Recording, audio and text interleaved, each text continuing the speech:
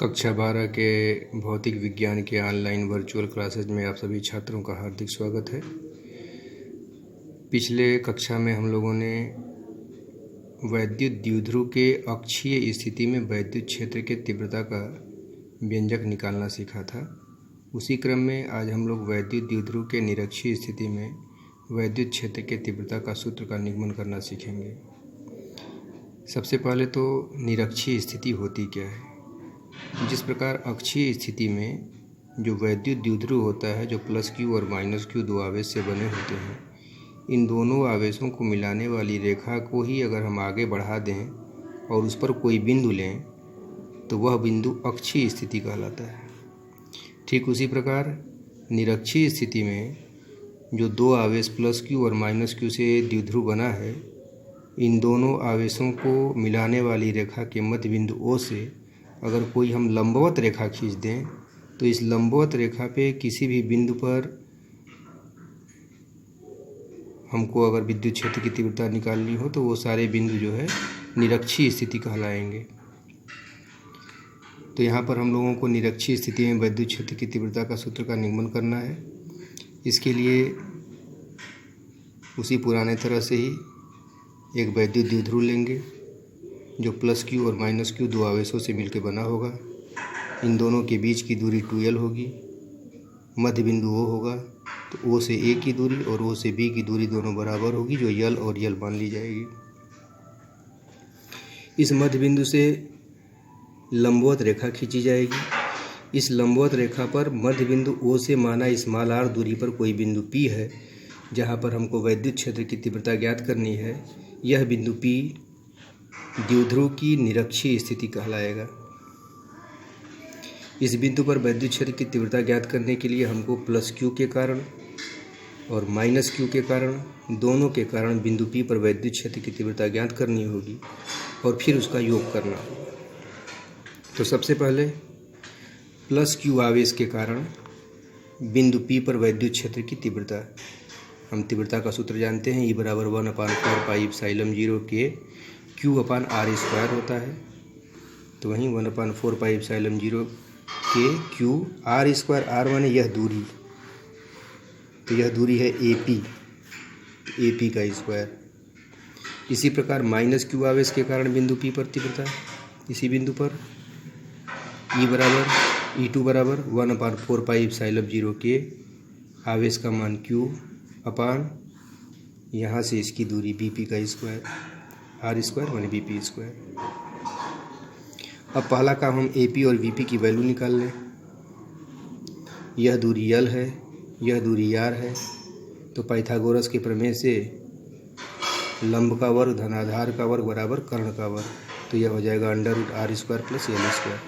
ठीक वही स्थिति इधर की भी आएगी, L² प्लस r² बराबर √L² प्लस r², अर्थात AP और BP दोनों बराबर है। अब बिंदु P पर हमको परिणामी तीव्रता निकालनी है। A पर जो विद्युत क्षेत्र की तीव्रता होगी उसकी दिशा प्लस आवेश से दूर होती है, तो प्लस आवेश यह है, इससे दूर इधर चला जाएगा। B के कारण P पर जो तीव्रता होगी वह माइनस आवेश के कारण है। हम जानते हैं कि माइनस आवेश के कारण विद्युत क्षेत्र की तीव्रता माइनस आवेश की तरफ होती है, तो इसकी दिशा इधर हो जाएगी, E2 E1।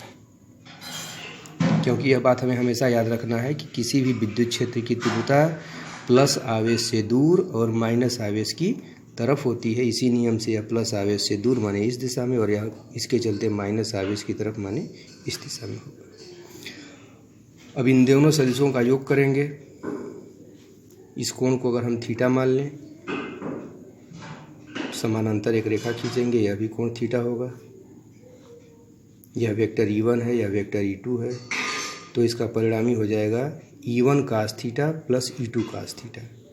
तो P पर परिणामी E बराबर E1 cos theta plus E2 cos theta.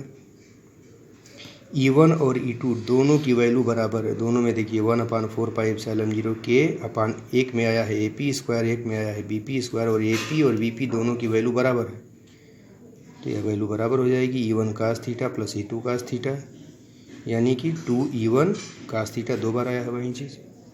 2E1 की वैल्यू रख दीजिए 1/4πε0 के क्यू अपान ए पी का स्क्वायर माने R square plus L square का अंडर रूट हट जाएगा into cos theta. Cos theta की वैल्यू कैसे रखेंगे? कास थीटा इस सूत्र में cos theta is equal to होता है आधार बटा कर्ण। आधार है यल और कर्ण है under root R square plus L square. तो ये हो जाएगा यल upon R square plus L square under root. इसको कर देंगे क्यू गुणे 2l अपान 4πε0 के R square plus L square और फिर R square plus L square under root में अंडर रूट माने 1/2 और इसका मान 1, दोनों घातांक जुड़ जाएंगे। R square plus L square की पावर 3/2।